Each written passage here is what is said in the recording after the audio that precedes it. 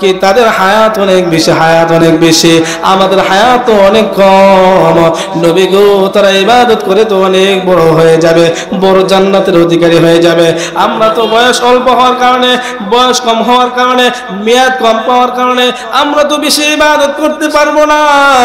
ও মুসলমানে, এইভাবে সাহাবায়ে কেরাম আর আল্লাহর রাসূল কথা বলতেছেন, সাথে সাথে আমার আল্লাহ রাব্বুল আলামিন এই সূরা নাযিল করে দিলেন, ইন্না আনজালনাহু ফি লাইলাতিল কদর ওয়া মা আদরাকা মা লাইলাতুল কদর। ও মুসলমান, এই সূরা নাযিল করে দিলেন। এই সূরা কোন দিন নাযিল হয়েছে? রমজান মাসে এই সূরা নাযিল হয়েছে। 27 রমজান 3, অর্থাৎ এই যে রাতে নাযিল হয়েছে। এই রাতের দাম কত বেশি রে মুসলমান! আমার আল্লাহ তাআলা বলেন লাইলাতুল কদরি খায়রুম মিন আলফি শাহর। এই রমজান মাসে যেই কোরআন যেই দিন নাযিল হয়েছে, এই রাতের দাম আল্লাহ তাআলার কাছে কত বেশি।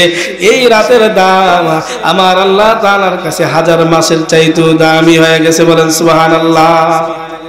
যেই রাতে কোরআন নাযিল হয়েছে জমিনে প্রথম, ওই রাতটাকে বলা হয় লাইলাতুল কদর। ওই রাতে যেই মাসে নাযিল হয়েছে সেই মাসের নাম কি? রমজান মাস। শাহরু রমাদান আল্লাযী উনজিলা ফীহিল কুরআন।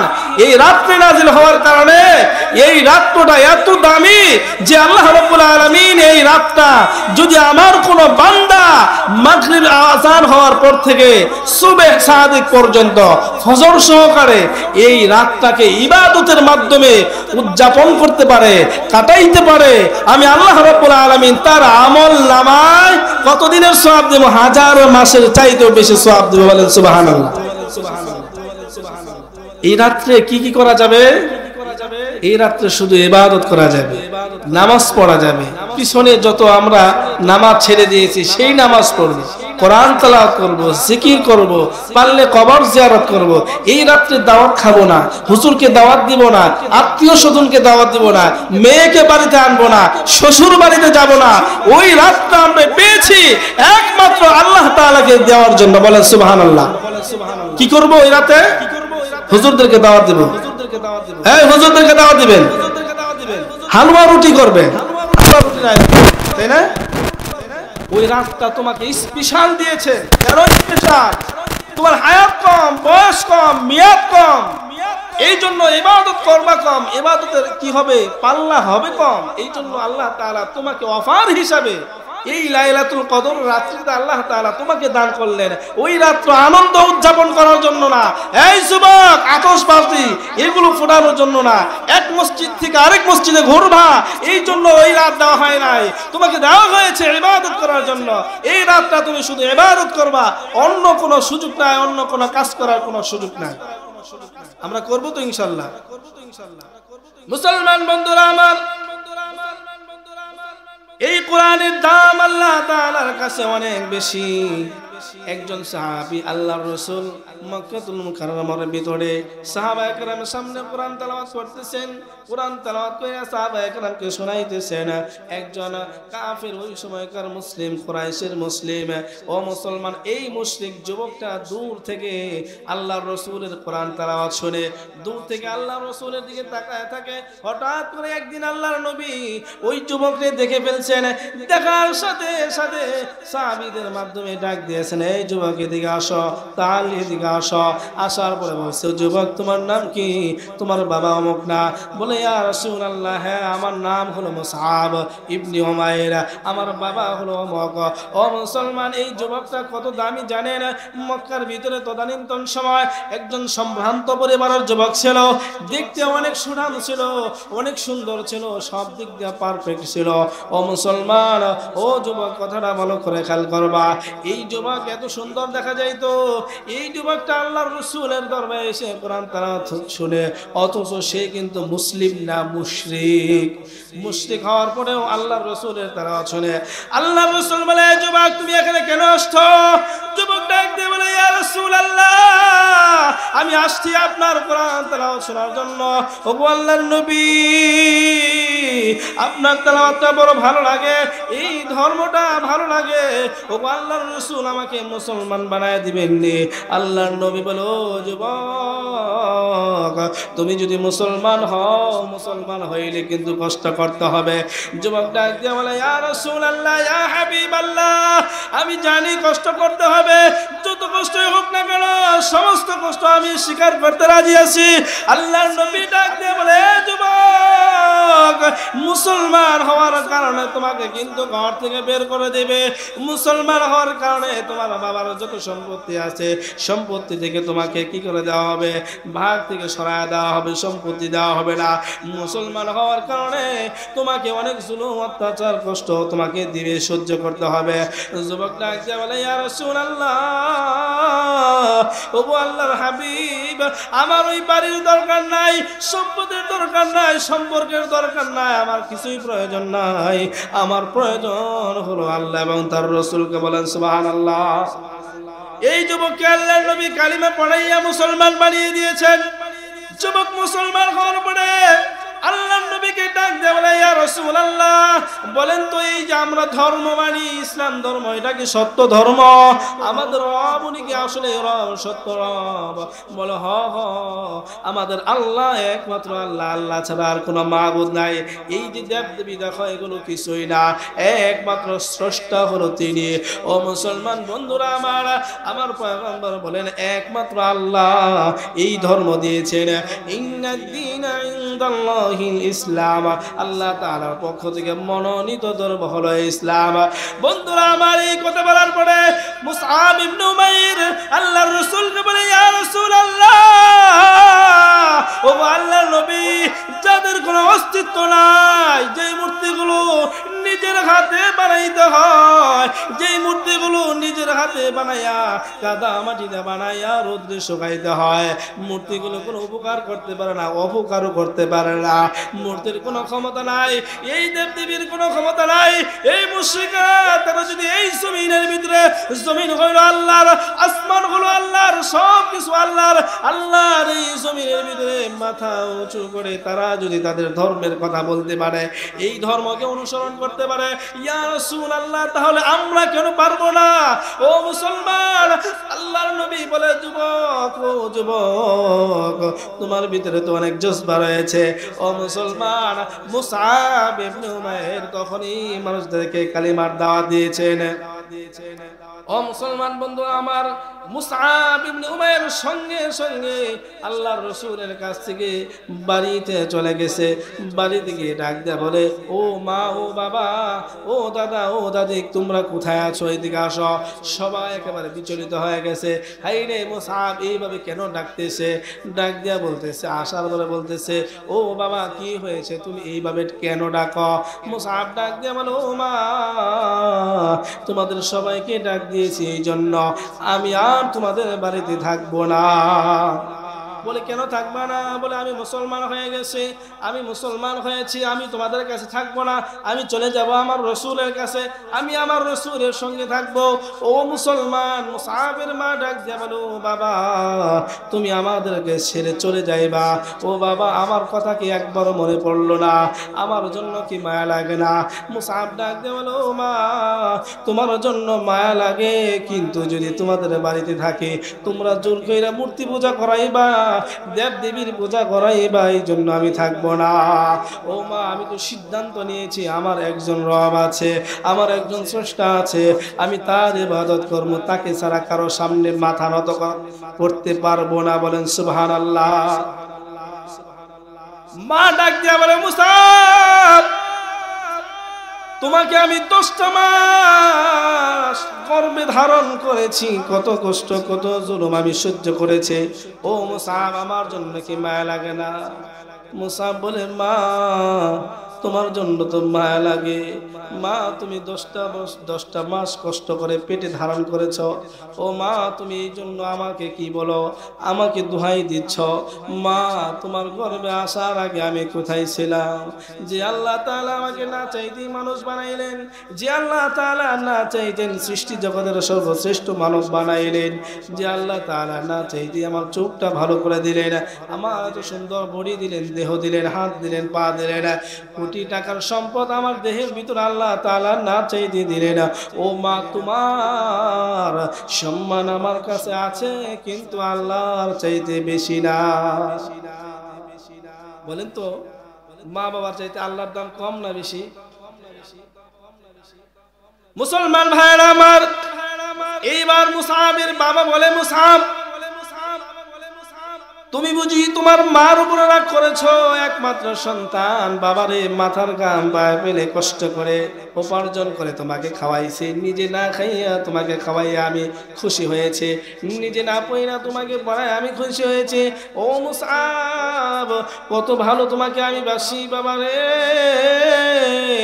ও বাবা তুমি কোথায় যাইবা? আমাদের জন্য কি মায়া লাগে না? বলে না বাবা না, তোমাদের জন্য মায়া লাগে না। মুসআব সঙ্গে সঙ্গে বলো, বাবা সিদ্ধান্ত করে ফেলেছি আমি একমাত্র আল্লাহ তাআলাকে ইবাদত করব, আমার রব হলো আল্লাহ, আমি আর কোনোদিন কোনো দেব দেবীর সামনে মাথা নত করব না। বন্ধুরা আমার, এই কথা বলার পরে মুসআবের বাবা মুসআবের উপরে ক্ষিপ্ত হয়ে গেছে, সঙ্গে সঙ্গে তাকে বলতেছে, বাবা তুই যদি এই মুহাম্মদের ধর্ম ত্যাগ না করস তাহলে তোকে কি করা হবে না? ছেড়ে দেওয়া হবে না। ও মুসলমান, মুসআব ডাক দিয়ে বলে, বাবা তুমি আমাকে কতদিন রাখবা, আটকায় রাখবা? আমি ততদিনই থাকবো, তবু আমি মুহাম্মদের ধর্ম ছাড়বো না। চিল্লায় বলেন সুবহানাল্লাহ। ও মুসলমান, মুসআবের বাবা যেমন কথা তেমন কাজ, দুইটা শিরকল কিনে এনে হাতের ভিতরে শিরকল পরাইছে, পায়ের ভিতরে শিরকল পরাই দিয়েছে। এই শিরকল পরাই দিয়া ঘরের ভিতরে আটকায় রেখেছে। একদিন দুই দিন না, একটা বছর পর্যন্ত আটকায় রাখা হয়েছে। এক বছর পরে তার মা যখন মুসআবের কাছে গিয়েছে, দেখে তার সন্তানরা শুকায় গেছে, এত সুন্দর নাদুস নুদুস চেহারা একেবারে ভেঙে পড়েছে। ডাক দিয়ে বলে, বাবা রে এখনো সময় আছে, তোর বাবার কথা মেনে নে, মুহাম্মাদের ধর্ম ছেড়ে দে। ও বাবা ফিরায় ফিরায়। আল্লাহর নবী বলে, মুসলমান বন্ধুরা আমার, মুসআব ওই সময় তার মাকে ডাকতে বলে, মা আমি তোমাদের কাছে যেই কথা আমি ওই কথা মানতে পারবো না, তোমাদের অনুসরণ আমি করতে পারবো না। ও মা তুমি যদি আমাকে একটা সেকেন্ড সময় আমাকে দাও, একটা দৌড় দিয়ে আমি আমার নবীর কাছে চলে যাব। নবীকে ছাড়া আমার ভালো লাগে না, একমাত্র স্রষ্টা হলো আমার আল্লাহ। মুসলমান বন্ধুরা আমার, এই কথা বলার পরে মা যখন দেখলেন এই নাসুরবান্দা ছাড়বে না, মূর্তি পূজা করবে না, মা সঙ্গে সঙ্গে হাতের বাঁধনটা পায়ের বাঁধনটা খুলে দিয়েছেন। খুলে দেওয়ার পরে মুসআব সঙ্গে সঙ্গে দৌড়ায়া আল্লাহর রাসূলের দরবারে চলে গেছেন। বলেন সুবহানাল্লাহ। তার সম্পত্তির দরকার নাই, টাকার দরকার নাই, বাড়ির দরকার নাই, কিচ্ছু প্রয়োজন নাই। প্রয়োজন হলো আল্লাহ তাআলার ভালোবাসা, রাসূলের মহব্বত ভালোবাসা, এটাই তার আশা। আল্লাহর পয়গম্বর বলে, ও মুসআব কি করো? হুকুম চলে আসছে, মক্কায় আর থাকা যাবে না, চলে যাইতে হবে হিজরত করে মদিনায়। যাও তুমি চলে যাও, মদিনায় চলে যাও। মুসলমান বন্ধুরা আমার, মুসআব চলে গিয়েছে। এই জন্য আমরা যারা ঈমানদার, যতই জুলুম আসুক আর কষ্ট আসুক না কেন, ঈমান ছাড়া যাবে না, ঈমান বিক্রি করা যাবে না। মুসলমান বন্ধুরা আমার, ঈমানদারের যে 5টা শর্ত, 2 নম্বর শর্ত হলো কোরআন তেলাওয়াত করলে মানুষের ঈমান বেড়ে যায়। মুশরিকরা কোরআন তেলাওয়াত শোনার কারণে ঈমান এনেছে, আর আজকে আমার আর তোমার কি হলো, কোরআন তেলাওয়াত শুনতে চাই না। 3 নম্বর শর্ত হলো আলা রাব্বিহিম ইয়াতাওয়াক্কালুন। ও মুসলমান, ভরসা রাখতে হবে কার উপরে? আর জোরে বলেন, ভরসা কার উপরে রাখতে হবে? কিন্তু আজকে সমাজের ভিতরে দেখলে আমরা দেখি মানুষের ভরসা আল্লাহ তাআলার উপরে নাই, আমাদের ভরসা কার উপরে জানেন নি? আমরা ভরসা করি সন্তান চাকরি করে সন্তানের উপরে, আমরা ভরসা করি ভালো একটা ব্যবসা আছে ব্যবসার উপরে, আমরা ভরসা করি ক্ষেত খামারের উপরে, আমরা ভরসা করি মিল ফ্যাক্টরি ইন্ডাস্ট্রির উপরে, আমরা ভরসা করি গরু ছাগলের উপরে। ও মুসলমান, আমাদের ভরসা পরিবর্তন হয়ে গেছে। ব্যবসা যদি না থাকতো চলতে পারতাম না, ছেলের চাকরিটা না করলে চলতে পারতাম না, এই বছর ধান যদি না হইতো আমি চলতে পারতাম না, পুকুরে মাছ যদি না থাকতো চলতে পারতাম না, আল্লাহ তাআলা যদি গাভীটা এই বছর না দিতেন তাহলে আমি চলতে পারতাম না। আমরা বিভিন্ন সময় বিভিন্ন কথা বইলা আল্লাহ যে আমাকে দিয়েছে ভরসা যে আল্লাহ তাআলার উপরে করতে হবে ওইটা আমরা করি না, ভরসা করি মাখলুকের উপরে, স্রষ্টার উপরে আমাদের ভরসা হয় না। আমার আল্লাহ তাআলা বলেন ওয়ামান ইয়াতাওয়াক্কাল আলাল্লাহি ফাহুয়া হাসবুহ। ও বান্দা, তোমার কি লাগবে ভরসা আমার উপরে করো, আমি তোমাদের জন্য যথেষ্ট হয়ে যাব। তোমার কি লাগবে আমি তো তোমাদেরকে দেব। মুসলমান বন্ধুরা আমার, আল্লাহ তাআলা কোরআনুল কারীমের ভিতরে ঘোষণা করে দিয়েছে এই দুনিয়া একবার চাও, দুইবার, তিনবার, চারবার পর্যন্ত চাইলে দিবে, কিন্তু তারপরে কিন্তু দিবে না। আমার আল্লাহ তাআলা বলেন ও বান্দা, দুনিয়ার মানুষের নিয়ম হলো একবার থেকে তিনবার চারবার চাইলে দেয়, পরে আর দেয় না। আমি আল্লাহ তাআলার কাছে না চাইলে আমি বেজার হই, না চাইলে আমি তোমার উপর রাগান্বিত হই। আমার কাছে চাইবা আমি তোমাকে দিব, আমি যদি না চাই দিয়ে থাকতে পারি তাহলে চাইলেও তো অবশ্যই দিব। মুসলমান বন্ধুরা আমার, এই জন্য ভরসা রাখতে হবে আল্লাহর উপরে, চাইতে হবে আল্লাহ তাআলার কাছে। ইমানদারের 4 নম্বর শর্ত হলো আল্লাযীনা ইউকিমুনাস সালাত। ও মুসলমান, ইমানদারের 4 নম্বর আলামত হলো নামাজ আদায় করতে হবে। কি আদায় করতে হবে? আর একটু জোরে কোন না বাবাজিরা, নামাজ আদায় করতে হবে। এই নামাজের কথা শুনলেই তো মানুষের কষ্ট লাগে। আল্লাহ রাব্বুল আলামিন নামাজের কথা ঘোষণা করে দিয়েছেন, 4 নম্বর শর্ত হলো নামাজ পড়তে হবে। ও বন্ধু, কিয়ামতের ময়দানে যখন তুমি আর আমি উঠে যাব, আমার পয়গম্বর দিয়েছেন আউয়ালু মা ইউহাসাবু বিহিল আবদু ইয়াউমাল কিয়ামাতিস সালাহ। কিয়ামতের ময়দানে সর্বপ্রথম নামাজের হিসাব নেওয়া হবে। কিয়ামতের ময়দানে সর্বপ্রথম নামাজের হিসাবটা চাওয়া হবে। ও বান্দা, তুমি কেমন যেন নাস্তিক বেঈমান মুরতাদের মতো হয়ে গেলা। ও মুসলিম যেমন করে সকাল বেলায় ঘুম থেকে উঠে নামাজ আদায় করে না, আল্লাহ তাআলার শুকরিয়া আদায় করে না, নিয়ামতপূর্ণ ঘুম আল্লাহ তাআলা দিয়েছেন, কত মানুষকে ঘুম নামক নিয়ামত দেয় নাই, ট্যাবলেট খাইয়া পরে ঘুমাইতে হয়, কিন্তু আমার আল্লাহ তাআলা তোমাকে নিয়ামত দিলেন। এই নিয়ামত পাওয়ার পরে তুমি ফজরের সময় উঠো না, তোমার আচরণ কেমন যেন ইহুদি খ্রিস্টানদের মতো হয়ে গেল, মূর্তি পূজার মতো হয়ে গেল। ও বন্ধু, তুমি মুসলমান হইয়া ঘুম থেকে উঠলা, নামাজ পড়লা না, ফজর পড়লা না, যোহরের সময় আজান হইল, যোহর পড়লা না, যোহর চলে গেল, আসরের সময় আজান হইল, আসর পড়লা না, মাগরিবের সময় হয়ে গেছে, মাগরিব পড়লা না, ঈশার নামাজের সময় হয়ে গেছে, মাগরিব ঈশাও তুমি পড়লা না। ও মুসলমানা, ব্যবসা থেকে বিভিন্ন জায়গা থেকে ফিরে এসে বেগমের কাছে বললা বিবি ভাত দাও, ভাতটা খাইয়া তুমি আল্লাহর নিয়ামতের শুকরিয়া আদায় করলা না, ইহুদি খ্রিস্টানদের মতো তুমি ঘুমায়া পড়লা, আবার সকালবেলায় উঠে গেলা। ও মুসলমান, তোমার কেমন যেন চলাফেরা অমুসলিমদের মতো হয়ে গেল, মুশরিকদের মতো হয়ে গেল। আল্লাহর নবী তো জালালি মিজাজের সময় বলে দিয়েছিলেন, ও আমার উম্মতেরা, তোমরা যারা নামাজের সময় হইলে নামাজ পড়বা না, মুসলমান আর কাফেরের ভিতরে পার্থক্যই হলো নামাজ। তুমি নামাজ পড়লা না, মুসলমান হয়ে নামাজ পড়লা না, তুমি কেমন যেন মুশরিকদের মতোই হয়ে গেলা। এই জন্য মুসলমান বন্ধুরা আমার, নামাজ পড়লে কমসে কম 5টা পুরস্কার দিবেন। 1 নম্বর পুরস্কার, এই দুনিয়ার ভিতরে আল্লাহ তাআলা রিজিকের সমস্যা দূর করে দিবেন, রিজিকের সমস্যা দূর করে দিবেন। ও বন্ধু, রিজিক বলতে আমরা কি বুঝি?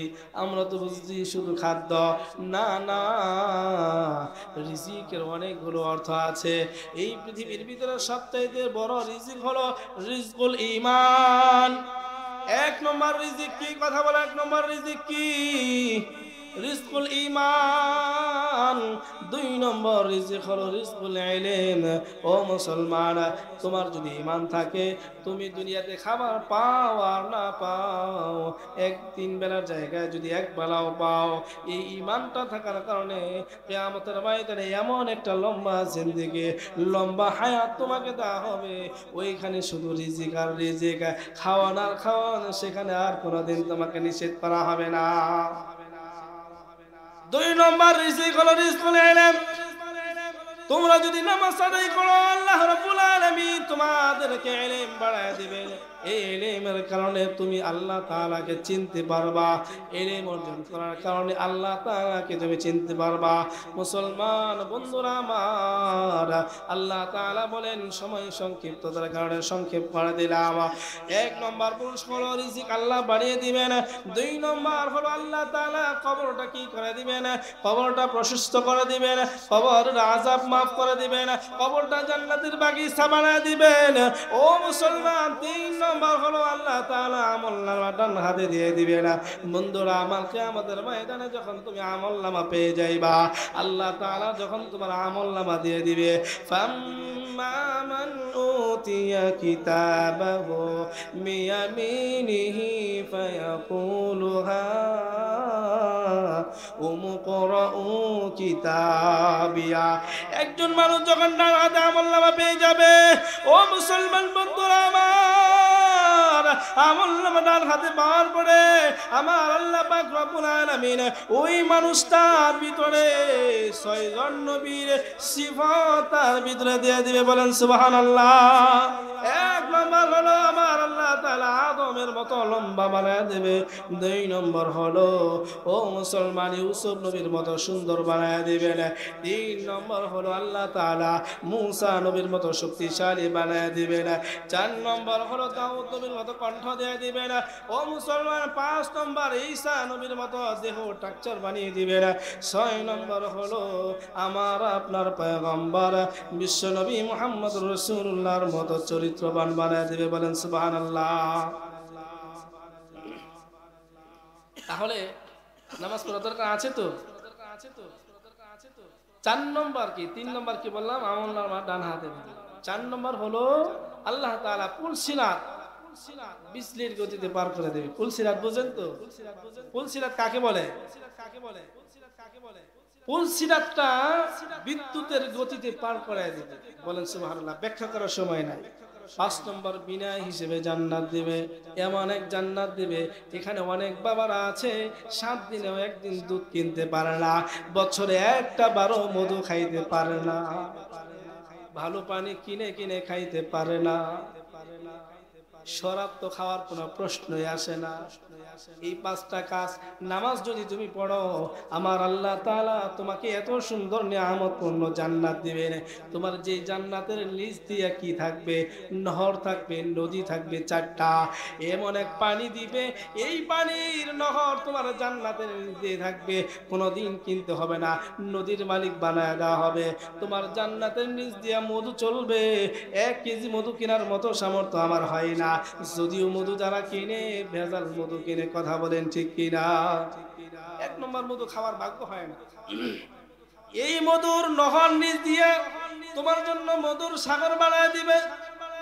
3 নম্বর তোমাকে দুধের নহর দিবে।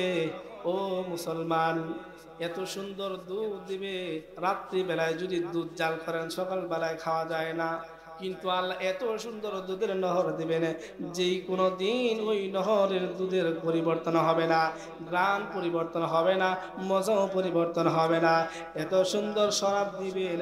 ও মুসলমান বন্ধুরা আমার, এত সুন্দর শরাব দিবেন, শরাব তহরা, যেই শরাব পান করার সাথে সাথে আপনার যৌবন শক্তি সব কিছু আল্লাহ তাআলা বাড়ায় দিবেন। বলেন সুবহানাল্লাহ।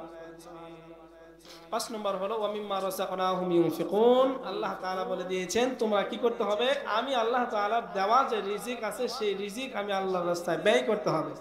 সম্মানিত হাজিরিন, হুজুর চলে আস। শুধু পুরস্কারগুলো কি? আল্লাহ বলেন এই 5টা শর্ত যদি থাকে তাহলে আল্লাহ তাআলা বলেন, 1 নম্বর শর্ত হলো আল্লাহর কথা শোনার পরে অন্তরের ভিতরে জজবা তৈরি হয়ে যাবে। 2 নম্বর কোরআন তেলাওয়াত করলে ঈমান বেড়ে যাবে। 3 নম্বর ভরসা কার উপরে রাখতে হবে? আল্লাহ তাআলার উপরে। 4 নম্বর 5 ওয়াক্ত নামাজ পড়তে হবে, সন্তানকে নামাজি বানাইতে হবে, বিবিকে নামাজি বানাইতে হবে, সবাইকে নামাজের দাওয়াত দিতে হবে। 5 নম্বর হলো যে সম্পদ আল্লাহ তাআলা দিয়েছেন এই সম্পদ থেকে আল্লাহর রাস্তায় ব্যয় করতে হবে। এই 5টা কাজ করতে পারলে আল্লাহ তাআলা বলেন উলাইকা হুমুল মিনুনা হাক্কা, তারাই হলো প্রকৃত ঈমানদার। আপনারা প্রত্যেকে, আমরা সবাই এই 5টা গুণে গুণান্বিত হয়েছে কিনা এটা মিলাইতে হবে। তাহলে পুরস্কার কি পাবো? লাহুম দারাজাতুন ইনদা রাব্বিহিম, আল্লাহ তাআলা আমাদের সম্মান দুনিয়া আখিরাতে বাড়ায় দিবেন। ওয়া মাগফিরা, আমাদের জীবনের সমস্ত গুনাহগুলো মাফ করে দিবেন। সুবহানাল্লাহ। রিজকুন কারীম, সম্মানজনক রিজিকের ফয়সালা করে দিবেন। আল্লাহ তাআলা আমাদেরকে এই কথাগুলোর উপর আমল করার তৌফিক দান করুন। সকলে বলে আমিন। ওয়া আখিরু দাওয়ানা আলহামদুলিল্লাহি রাব্বিল আলামিন। আসসালামু আলাইকুম ওয়া রাহমাতুল্লাহি ওয়া বারাকাতুহু।